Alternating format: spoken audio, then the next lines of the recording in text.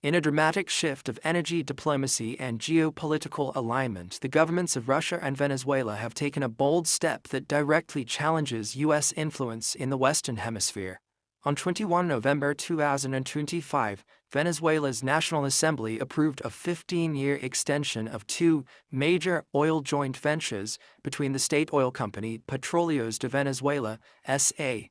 and Russia's Rosneft. The ventures operating in western Venezuela are set to run until 2041 and target roughly 91 million barrels of crude oil, with an estimated investment of $616 million.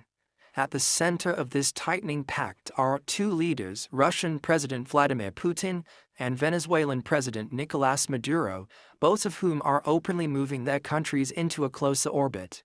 The extension of the oil ventures is not simply about energy, it is a strategic signal, and its implications ripple far beyond the oil patch.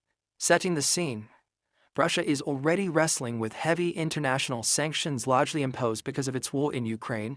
Venezuela, meanwhile, has been under U.S. sanctions for years, and its relationship with Washington is deeply adversarial.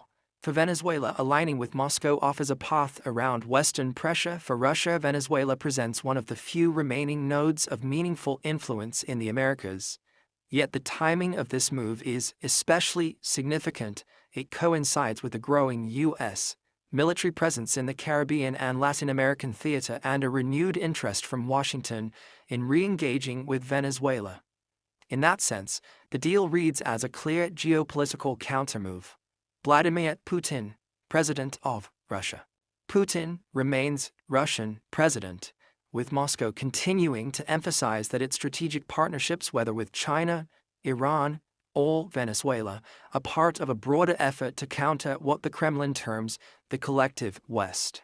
On 7 May 2025, Putin signed a strategic partnership agreement with Maduro in Moscow, confirming shared goals in energy and other sectors.